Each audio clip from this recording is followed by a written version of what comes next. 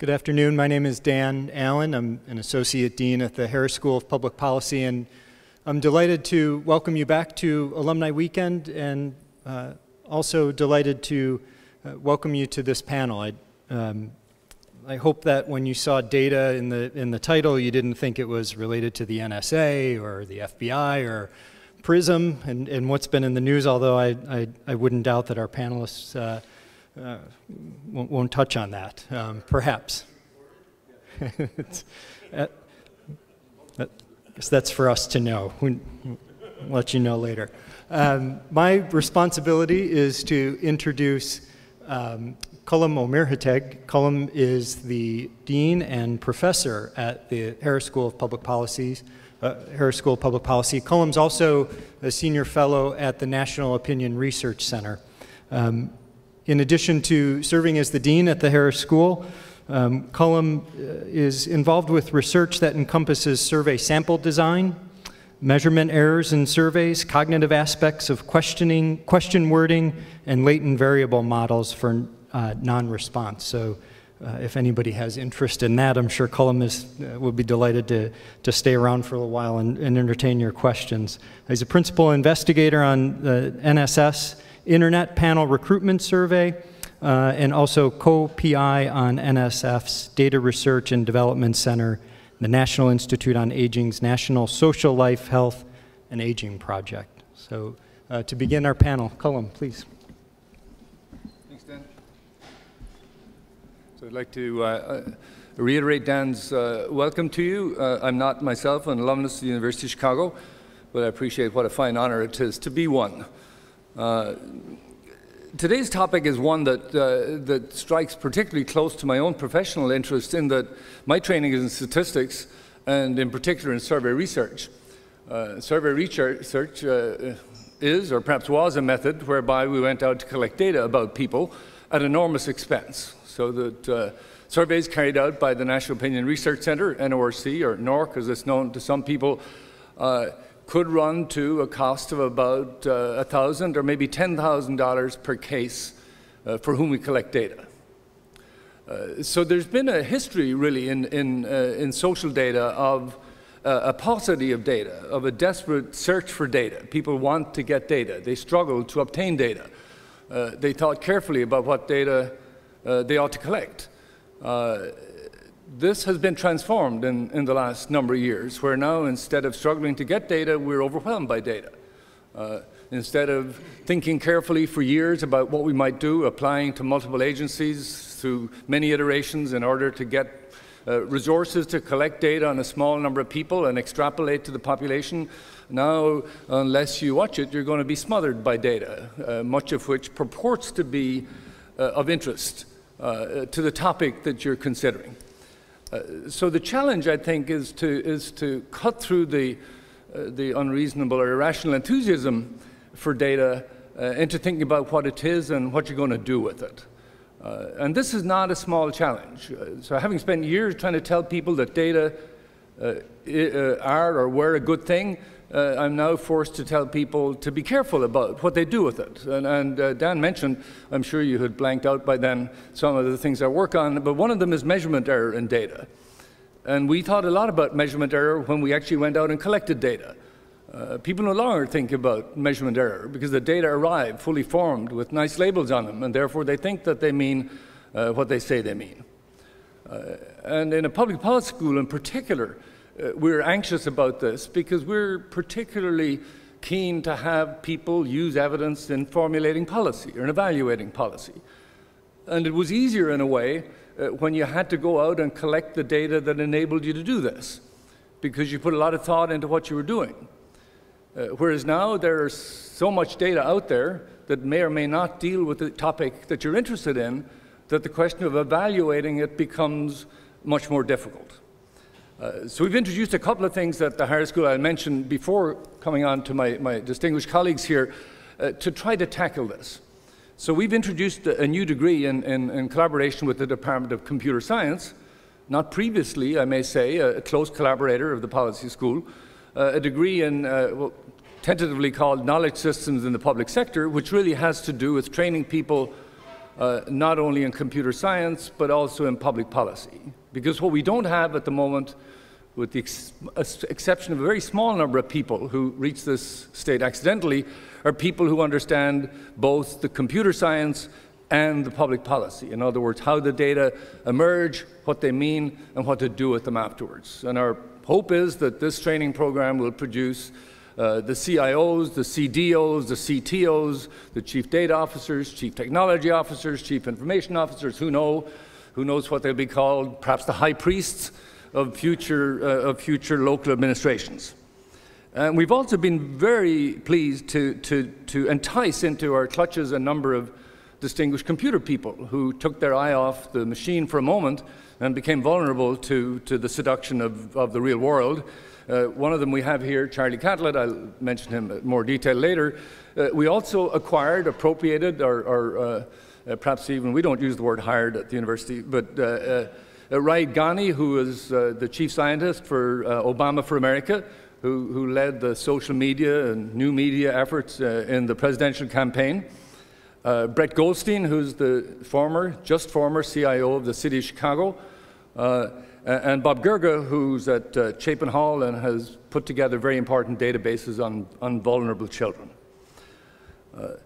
So what we'd like to do at Harris, and what we're trying to do at the university more broadly, is to bring together the policy school, the social sciences division, computer science department, physical sciences division, and the Computation Institute, so that rather than rush foolishly through masses of data, reaching conclusions of no value, whatever, we proceed a little more thoughtfully and perhaps finish up with something that has at least some marginal value to the real world.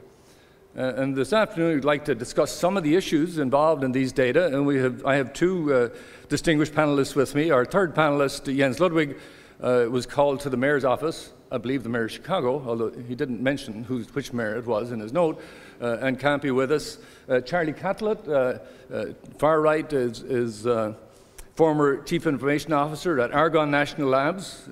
His other appointments, I think, are behind me. You've probably been reading them in the hope that I would eventually stop introducing things. So he's a senior fellow at, where are you senior fellow? I can't remember where you're senior fellow. Computation Institute, yes, a senior scientist at Argonne.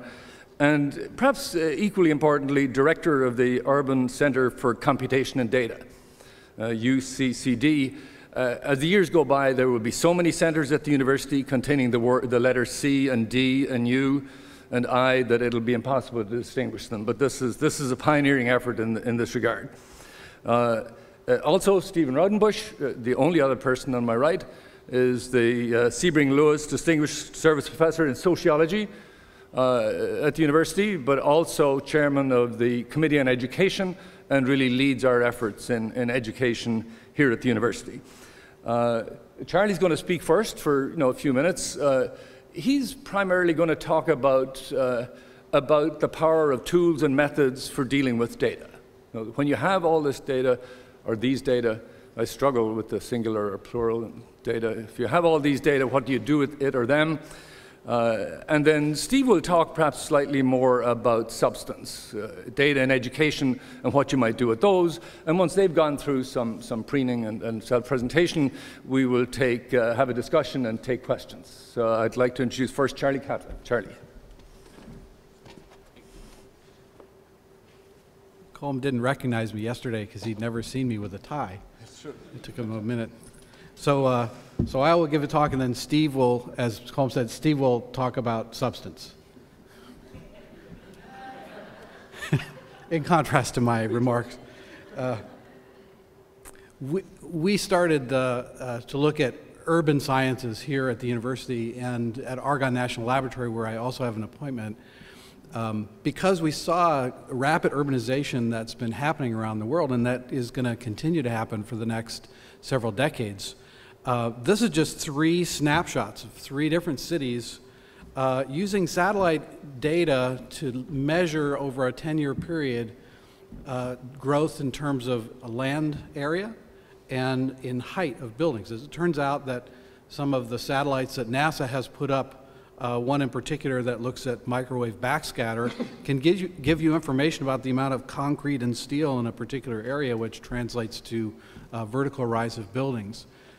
even without knowing what the data means on these graphs, you can see that something very different is happening in India than is happening, say, here in Chicago, and that cities are getting bigger in terms of the area that they're covering. And in Shanghai, which is representative of cities in China and Southeast Asia, they're getting wider and they're also getting taller.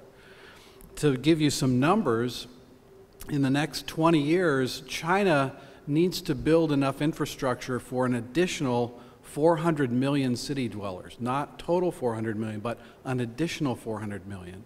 And that means that they've got to build the equivalent of a new New York City every year for the next 20 years.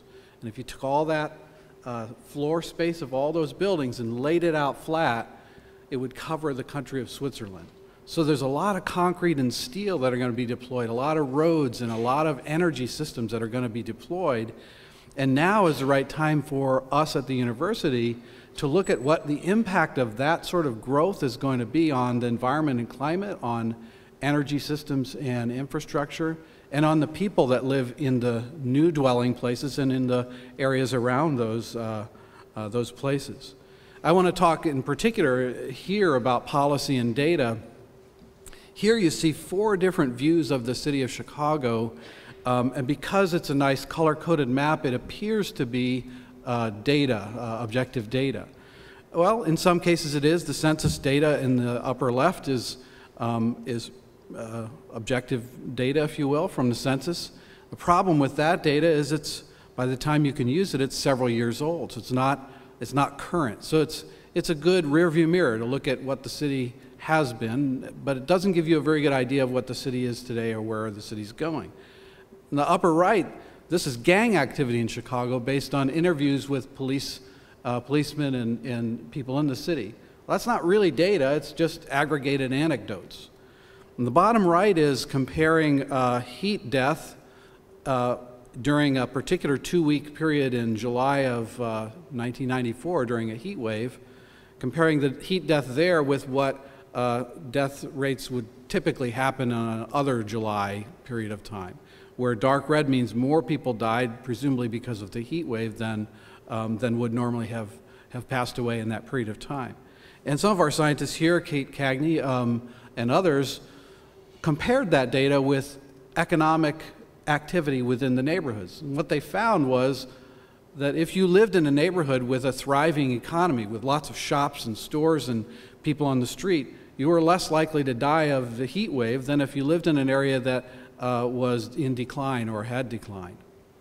In the bottom left, this is taking data from a dozen different sources, all having to do with people in neighborhoods and families and child services, Medicare, corrections data, school data, and just looking at neighborhoods and saying, the dark blue here, in those neighborhoods, they're asking the question, what percentage of people living in this neighborhood are getting social services from multiple agencies? In other words, they're in trouble.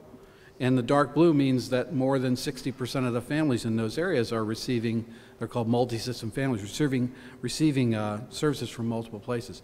In all of these cases, the data that the scientists are working with is fairly narrow snapshot of the city, and it's often outdated. The new opportunity that we have in Chicago is that the city has taken the lead among world cities, along with a handful of others, New York City, Barcelona, and a few others, in publishing data about the city. Not about residents in the city, but about the city itself, business permits, food safety inspections, 911 or 311 calls, non-emergency 911, crimes. So for the first time ever, if you're a social scientist, an economist, somebody that studies cities, you can actually get real-time data from the city of Chicago and begin to study what's happening in the city right now, not what was happening over the last 20 years or so. And the ultimate goal is to be able to ask the question, what should we do now, as opposed to looking back and saying, well, what should we have done 10 years ago? Now, part of the trick here, and this is where computer science comes in with some bags of tricks and tools, is taking what is not mathematical data but has some quantities and turning it into some form that we can apply computational tools. And a really good example of that is these here are graphs, which can be represented as matrices.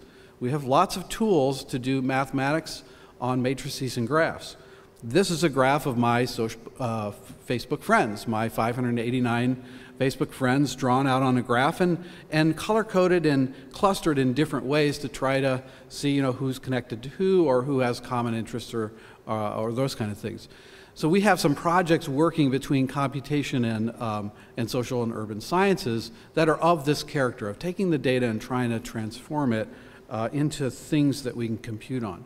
Besides the City of Chicago opportunity with data, we also have one of a very few in the developed world, a very few large-scale developments happening. By that I mean a project in the range of 500 or 600 acres. This used to be called Southworks, but there is a project now 3 miles south along the lake at the former U.S. Steel plant where a new second downtown is going to be built over the next 20 years. Not hoped to be built, but going to be built. There's money that's going in and investments are made. We're a number of us, part of a team that's working with the developers and the architects to understand what will be the impact of this, or what can we make the positive impact of this kind of development on the people in the surrounding neighborhoods, but also on energy systems and transportation and other things in the city. So I'll close by reinforcing something that Colm said, which is that just like the interview data that appears to be scientific data because it's on a map or maybe it was in a table, there's a really important partnership that has to happen between domain scientists like Steve or others that understand the content of the data and not just what questions can the data answer, but what questions can the data not answer and maybe that it appears it might be able to answer. And to that end, Colm also mentioned that we brought in Raed Ghani. One of the things that Harris and the Computation Institute, a number of other groups, have done this summer is with funding from the chairman of Google, Eric Schmidt, we have a summer program that's happening. These are 36 students that were selected from 550 applicants that came from around the globe, as you can see on the map up there. They just started this week, and they're working in teams of 3 with a data scientist from sociology or economics or public policy to do real-world projects, 12 real-world projects with groups like the Chicago Transit Authority, the Cook County Land Bank, the Department of Energy, and other groups. So we feel like this is a really important part of what we're trying to do and goes with what the new master's degree program between Harris and computer science is, bringing these disciplines together so that we don't just have the data and compute on it as if it were just a bunch of mathematical numbers, but we actually understand what they mean and can begin to apply that data in answering some of the important questions about urban growth and development. So I guess we may take questions afterward. And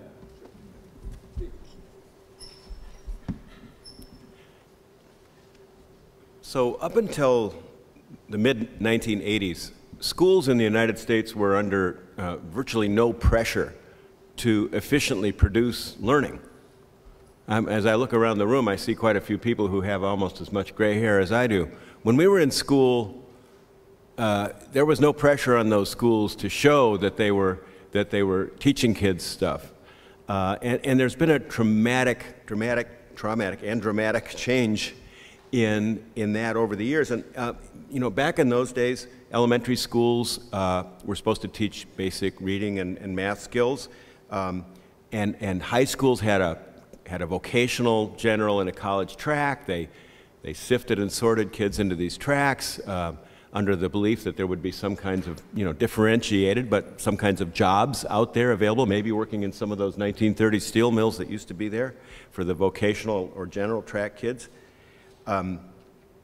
Teachers were, and mainly still are, paid mainly not on how well they produced learning in their children, but on how much seniority they had. And that all began to change in the 1980s. Two of the people that played big roles at that time were George H.W. Bush, who was the president in the late 80s, and then Governor Clinton of Arkansas. At that time, states around the country began to think they should set standards. Here's what kids should be learning. Linked to those standards were assessments. We're going to assess how much kids are learning, and the idea was we're going to start having some accountability. In those early days, accountability essentially meant looking at school mean test scores. Well, school average test scores really don't tell you very much about how effective a school is. They tell you probably more about who the school serves, because your school average test score is really a reflection of how much kids knew when they went into the school as much as how much they might have learned. So things started getting more sophisticated. No Child Left Behind was a little bit more sophisticated when it came in with bipartisan support. Remember Ted Kennedy and George Bush, the second Bush, 2002, signing that law. Schools were now held accountable for how well minority students were doing, for how well low-income students were doing. And so now there's a pressure for equity, still looking though mainly at school mean test scores. And things started then to change. This idea came under more and more criticism, under the pressure of international assessments showing that the U.S. wasn't doing well and that kids weren't learning, and especially in mathematics as well as they were in a lot of other countries. We started looking at growth in learning, sophisticated statistical models for how much kids learn when they're in school, and now these models are being used on a wide scale to evaluate teacher contributions to what we call value added. How much value do teachers add? Highly controversial, holding teachers accountable, making their pay and promotions contingent on the value added scores. You know, we might want to discuss this. You may think this is a horrible idea. Some people think it's wonderful. It's very, very controversial. But so all of this has increased the sophistication not only of the demands that we put on schools, but of the data that now have become available to social scientists, to policymakers. Chicago really is at the center of this. We have the Consortium for Chicago School Research has a data set that can enable us to follow annual test scores, attendance, and disciplinary infractions, grades of kids, going back to every kid who's attended the Chicago Public Schools since 1989. We can follow these kids. We've got cohorts of kids coming through. These kids, we have longitudinal data on the children, sophisticated way then to evaluate the impact of interventions. We've got generations of high school curricular reform in the 90s and the 2000s that we can look at the effect of these attempts to make mathematics more effective in the Chicago Public Schools. We have ways of very accurate, rather reasonably accurately predicting who's at risk of failing to graduate when they're in first semester of 9th grade that are widely used. The Consortium for Public Chicago School Research has made this popular not only in Chicago but around the nation. And by the way, numbers of cities around the nation are replicating the Chicago Consortium. The consortium not only collects these administrative data but runs every other year a survey of teachers and kids so we can look at the quality of life in those schools as perceived by the people who are in those schools. Let me tell you about a new project that we have just started, very exciting new privately funded project on successful pathways from school to work. Looks like about half the kids in Chicago and in many other cities like Chicago, when they come out of school, are completely unprepared for the labor market. And we want to understand what can be done early to prevent that from happening, and we also want to understand if that's the situation when you're 16 or 17 years old, what's the best way to deal with it. We're now constructing with these funds a data set that's going to enable us to follow every child in Chicago out into the labor market. We're going to know not only whether you have access to post-secondary education, whether you persist, whether you graduate, whether you get a job, how much you earn, whether you get married and how many children you have, and we can actually start talking about how specific schools contribute to the life course success of people as they merge into adulthood. So it's a remarkable situation now, just 30 years, tremendous changes.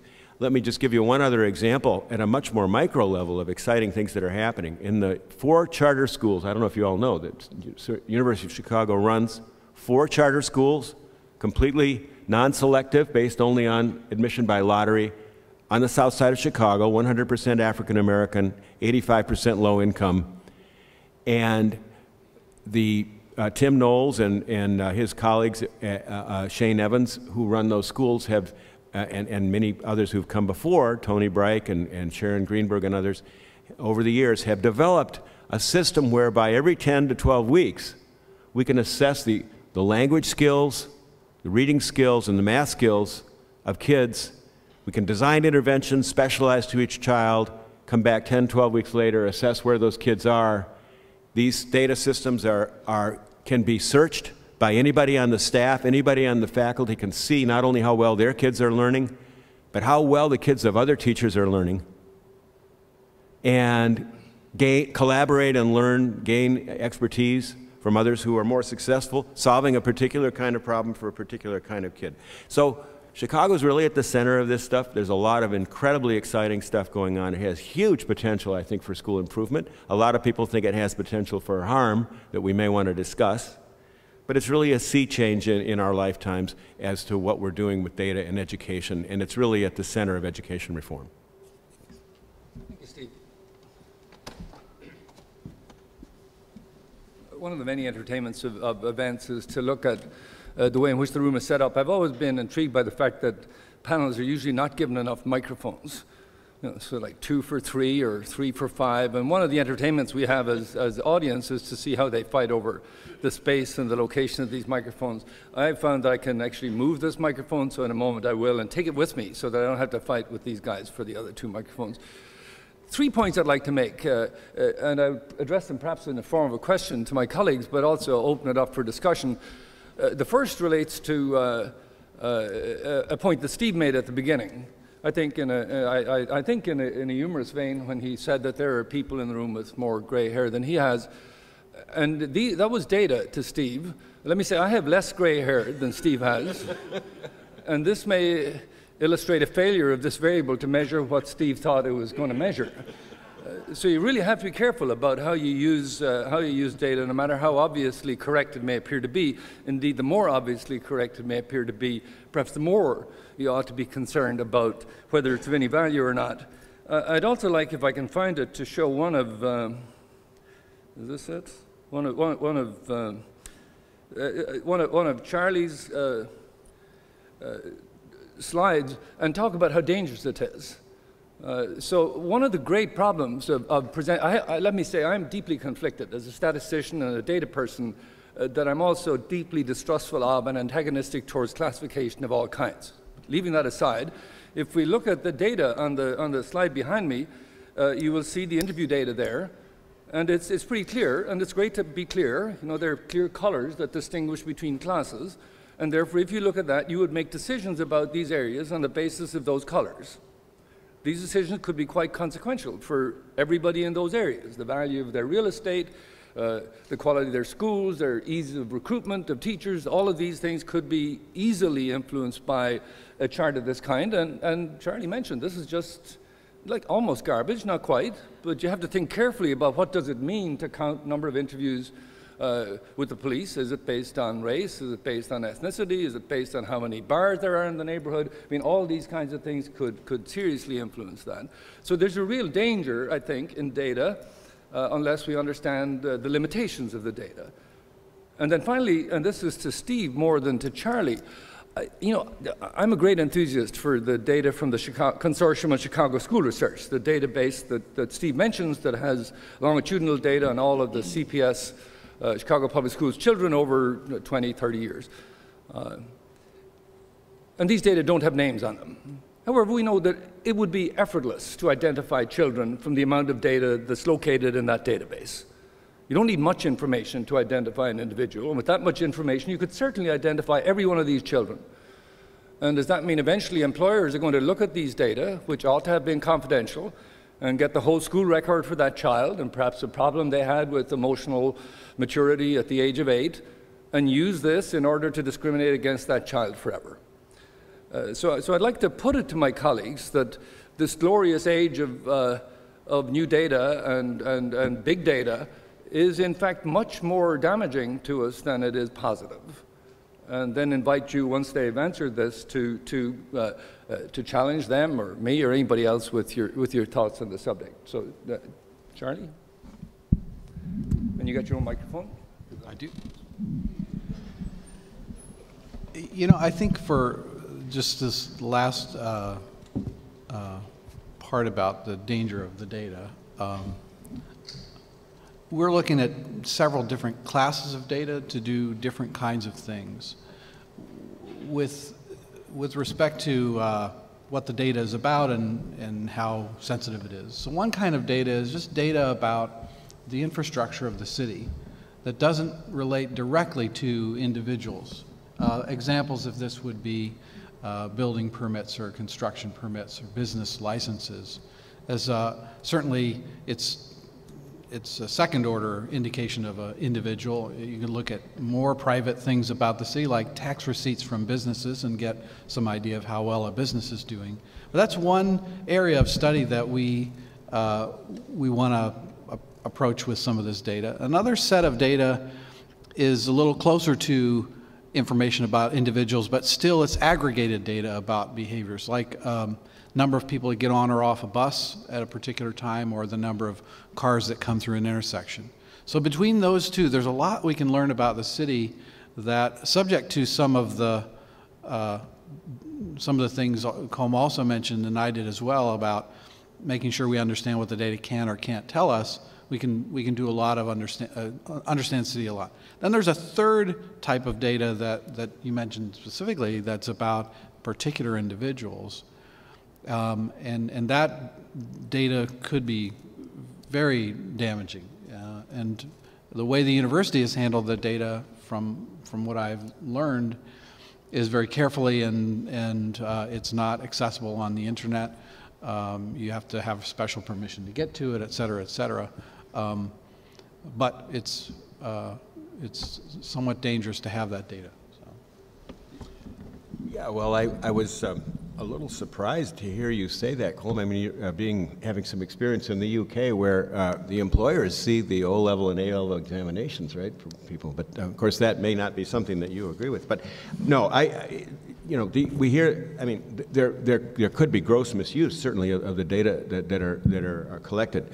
I have to say that the Chicago Public Schools, to its credit, is extremely fussy about who gets access to what data, and I actually think that I think it's a little bit extreme on the other way, that people who could make good use of the data have a very difficult time getting access to it, even though they're trustworthy and go through all of the difficulties. But we're now moving to a new world, I think, in which there's some technological fixes, ways in which we can analyze data through portals without ever seeing any individual records, and without ever actually obtaining or acquiring the data. So I think that's going to be the future, the way we have to go, because I know the Spencer Foundation here in Chicago has worked out a pretty interesting system with the North Carolina data. You can follow every child who's attended schools in North Carolina, wherever they move throughout the state,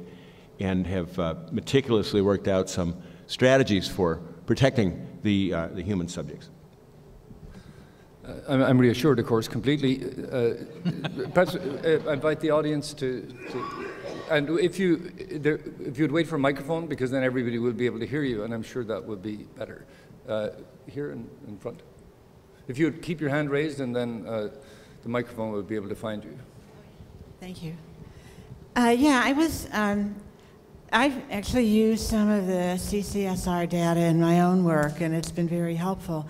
But I was surprised, and I know that CCSR in their surveys also included, at least for a while, parent responses to to their impressions of schools, as well as in the surveys, as well as teachers and students. But I was surprised to hear you say that in our gray-haired generation, there was very little accountability, because I think it depends a lot on the size of the district. I know that I took the ISAT tests as a child every year, and my parents were tuned in. Not all parents were, but there was a lot of what you might call subjective input from parents and the community for schools that did hold schools and individual teachers accountable in certain ways. And I'm just wondering, I wonder if it's true that in a huge urban system like Chicago, objective data rushes in where there's a vacuum of individual and subjective data from a lot of the participants in the district. Thank you. You see what I mean? So Yeah, that in a way, the whole idea of collecting that data becomes people are not as interested in it, and in fact ignore it. Yeah, so it's really interesting to follow the history of teacher evaluation in the U.S. It's really been a ceremonial, ritualistic exercise in which 99.5% of all the teachers are found to be either good or terrific. I mean, that's pretty much the way it's worked. Or decisions made, as you say, subjectively, based on, certainly the high-stakes decision would be, does a teacher come back particularly that third year when you're going to be getting tenure if you show up for one more day. So there have been, high-stakes decisions made, but based on a very subjective basis. But there is a big pushback on using test scores, kids' test scores, as a basis for evaluating teachers. And I think where the field seems to be moving, there's been a lot of interesting work on developing observational systems, very sophisticated ways of looking at classrooms, and also using actual surveys of students, although that's more controversial, using it for high stakes. I don't really go for that. But combining data on observations and interviews with the data from the test scores to try to create a more well-rounded sort of picture. And these data are never going to be terribly accurate, but what they seem to be able to do is to identify people at the extremes, people who are doing a really terrific job and people who are doing a really bad job. In the vast middle, very difficult to discriminate amongst those people. But nevertheless, there's a push now, and there's some evidence that if if we let the people who are least effective, the very least effective go, that the consequences for children could be quite substantially positive. So it's a tough decision. It's a tough debate. Charlie, would you like to comment on the issue of computer scientists like yourself who prefer to look at masses of data and find patterns that might not be visible unless there's this qualitative local information, and how good or bad that might be? I think as you get to a much broader amount, as you get to volumes of data, you can start to see patterns that you wouldn't see as you're closer. In a similar way that, crop circles aren't visible if you're on the ground, but as you get higher up, you start to see them. I think all with the caveat that it depends on the quality of the data and the things that you mentioned, Colm. Here on that.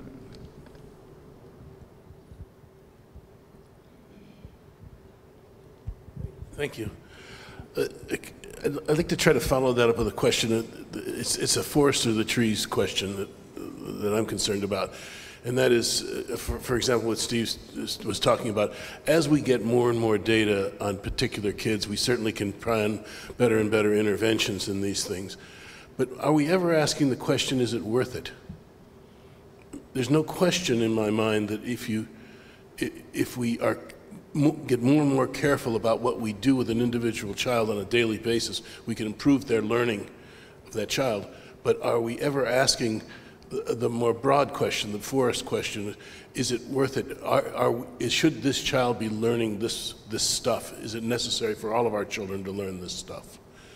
That the data sort of, the trees are hiding the ability for us, this tremendous proliferation of data that you talked about, these trees are hiding the ability for us to look at a broad picture and say, perhaps we are trying to do the wrong thing in a larger sense. This may perhaps be related to another issue, which is that we create these data only for things that we can measure, which in a way says that because we can measure it, that's what we produce, and we lose sight of things we can't measure because we now have so many things that we have measured that we feel surely we have enough. And Steve and I were having a conversation about this the other day where I was saying, what about the teacher who will know the children and the home life of the children and the context from which they come, which may be much more valuable than any of the things we actually measure.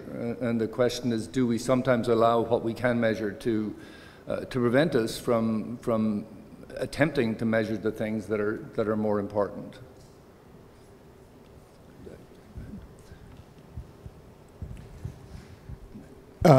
This also assumes that the data we get are reliable in terms of things like student performance.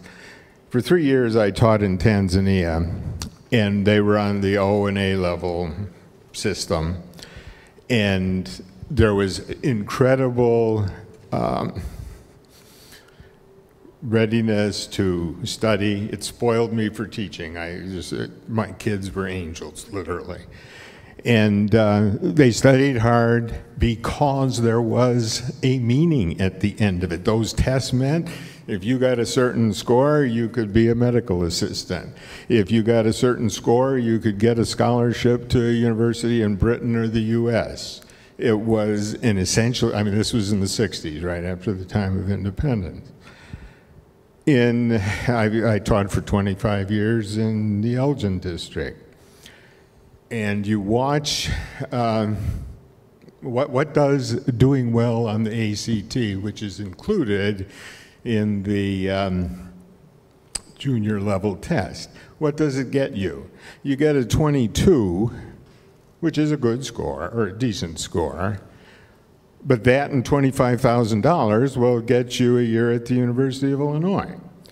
And so the kids do not put in, or may not, some do, but many kids, the 50% in our schools who had no hope of going to college for financial reasons and others, they didn't put the same level of work into the ACT section, particularly. What did it mean to them? And then the test lasted 2 days. If you've ever given tests to kids for 2 straight days on a warm spring day in a room before the air conditioning is turned on, you know that you just watch the kids that second day, and they were not working at the same level that they did the morning of the first day. And yet we treat this data as gospel. This is how this school is doing. This is how these kids are doing. Steve? Well, I think the data that people in a district would see, the state assessment data, are pretty unreliable. The data that you would see if you worked in one of the University of Chicago's charter schools are rich. You see an enormous amount of data. Teachers have been in each other's classrooms. The head teachers, the coaches, the principal have been in the classrooms. Every 10-week assessments. So one of the problems is that we're trying to solve the problems of our educational system with people remotely sitting in a district looking at test scores, and when what we really have to have is functioning schools where people actually have data-rich environments in order to make decisions. And one of the reasons that we do that is because people don't have a faith that we can create well-functioning schools as organizations. And this is one of the biggest challenges in education research. There's a lot to your question, but I'll just stop with that. Please wait for the microphone. And if those who have questions would leave their hands up for a moment after somebody has got a microphone, so I'll be able to tell who they are, and you won't have to leave your hand up forever. Yeah, are any of the teachers in the UC charter schools members of a teachers union, like the Chicago Teachers Union? Because I know that some of the charter schools in Chicago were recently voted to unionize. And what effect would that have?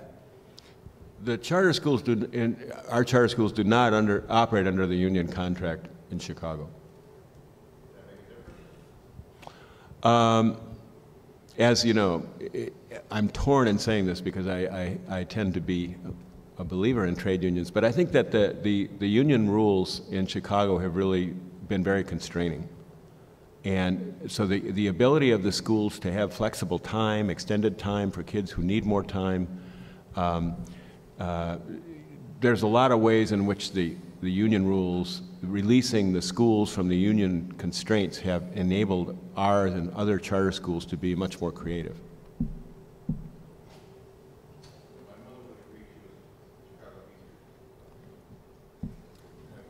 And my mother was a stalwart member of the American Federation of Teachers in Minneapolis. And then but she'd probably hate me for saying what I just said. I'm afraid it's a bit late to worry about whether your mother hates you or not. No, Steve. Well, that was an unnecessary remark. By profession, I'm a real estate appraiser, and I'm curious about the proposed development on South Works. Now, I think they're calling it Lakeside now. A few people I've talked to about that, there's a lot of skepticism among appraisers I know about whether or not that's viable or not. So I'm wondering, what are the kinds of information that big data or whatever we're talking about today, what information could those kinds of evaluations provide different than the traditional analysis that's going on for the last 20 or 40 years? Well, one characteristic of the analysis in developments like that over the last 30 or 40 years is that they've been done on much smaller scales. So the architects and developers are typically either dealing with a single building or 20 or 30 acres at the most. And 500 acres, what we learned as we started interacting with them, is just well beyond their tools. And because there's not much experience at that scale, they don't have intuition about how things ought to work. So our involvement in the project is a couple-fold. First, understanding how a project like that can integrate constructively with existing neighborhoods and peoples there. So there's a high school that will be part of phase one, and there'll be retail and commercial that's part of phase one, as well as residential. The University of Chicago here, Kathleen Cagney, who was one of the graphs I showed on one of those slides, she's working to do a in-depth social sciences survey of the South Side to understand everything from neighborhood cohesion to the kinds of job opportunities that might be available in the South Side or Lakeside. And since there's a high school there, perhaps matching the curriculum of the high school to create the kind of skills that will be able to take the jobs up that are created there. So there's a social sciences part of it. There's also energy, transportation, and other aspects of the site. The site like that is fairly isolated from O'Hare, from the downtown area. And so transportation will play a really key role in the success of, or not, of a site like that. So because the developers and architects don't have the tools that they need to really ask the questions at scale, we're coupling them with University and Argonne National Laboratory scientists who do have computational models that are able to inform some of those decisions. An example would be if we zone the site a certain way, a percentage of commercial versus retail versus residential, we can run a transportation model that we already use routinely in Chicago of the transportation in Chicago and look at what the effect would be of a new bus line, an electric train, an interstate exit onto the Skyway, with models that have been shown to be useful in this city and other cities as well for other kinds of planning like disaster evacuations and things like that.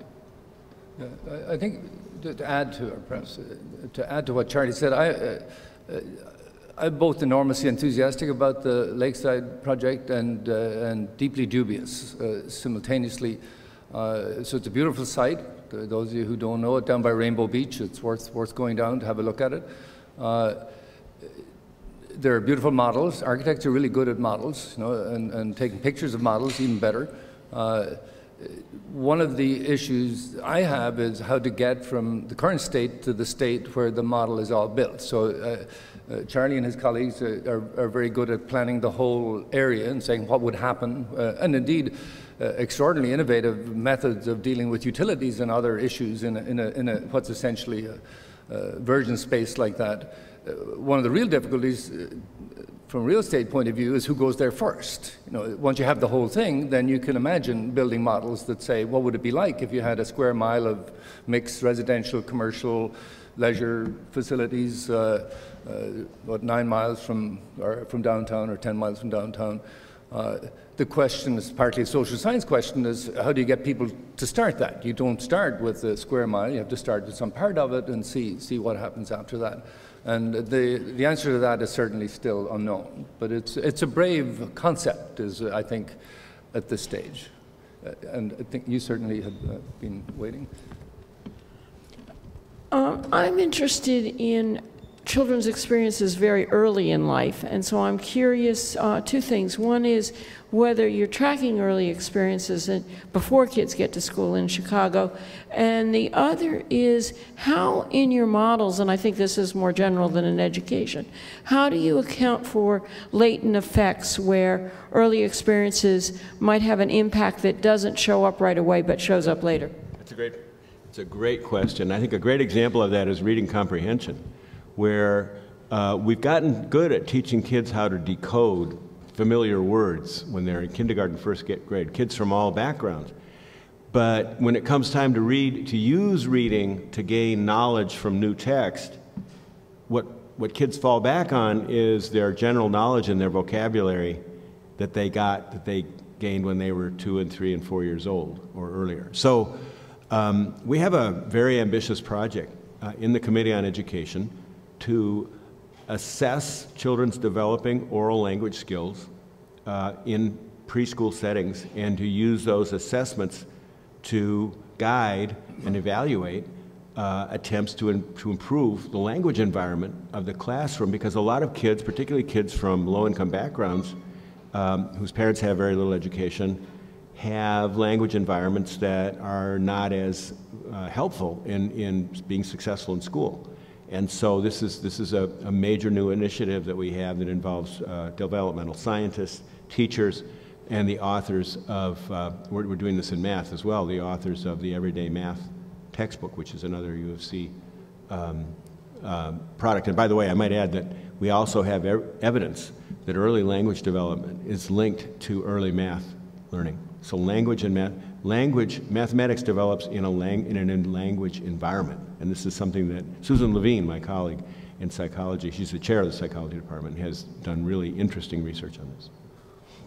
Let me add a dissenting voice, just partly on principle, but also partly because a real concern that I have, and it first came to me, I grew up in Ireland, and our large local antagonistic neighbor, the United Kingdom, had a different educational system. One of its features when I was growing up was the 11+ examination. The 11+ examination was an examination that all children took at age 11 and determined whether they would go to grammar school, which was essentially an academic track, or to vocational school, which doomed them to no further academic training, pretty much.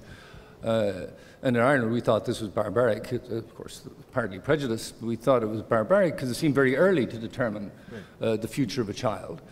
A point I took out from your question, which was not so much what do we do about measuring early on, but to what extent are we capable of absorbing the diversity among people. See, one of the great tragedies of data analysis of the kind which I do, which is large-scale statistical data analysis, is that we tend to identify structures or patterns and thresholds, and we're tempted from that to believe that we should be measuring at a particular point and that tells us everything that's going to happen afterwards, because in general it's highly correlated with what happens afterwards. But as those of us who have children or have even observed children know, that the tempo of development can be quite different for different children. And the more, I'm entirely in favor of measurement, but the more we use those measurements as a predictor and therefore a classifier of children, so that children are essentially labeled as as not particularly able or not having enormous potential, because the measurements we have on them very early on suggest that are lower than those for others.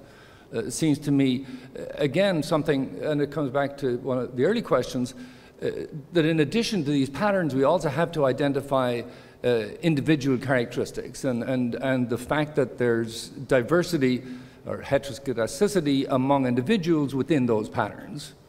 So the patterns may be useful in some broad sense to understand structures, to understand, conceptualize what happens, but there's real danger in applying these broad patterns to our assessment of individuals, in the same way that there's a danger with other data of moving from the neighborhood to the family. You know, it's a poor neighborhood, it's a neighborhood with high crime, everybody who lives in it is a criminal. I mean, so it's not that we would do this deliberately, but there's a tendency to attach the label to individuals, even though the label is a label for an accumulation. In the same way, to think that because early comprehension is related to better mathematics or better future performance means that a child who does badly at that point is therefore not capable of something else, I think is something that we have to watch for. So it's not that we shouldn't learn the pattern, but we should also always be conscious at the same time that this is not something that will predict the individual, even if it predicts the mass. We have time perhaps for one more question.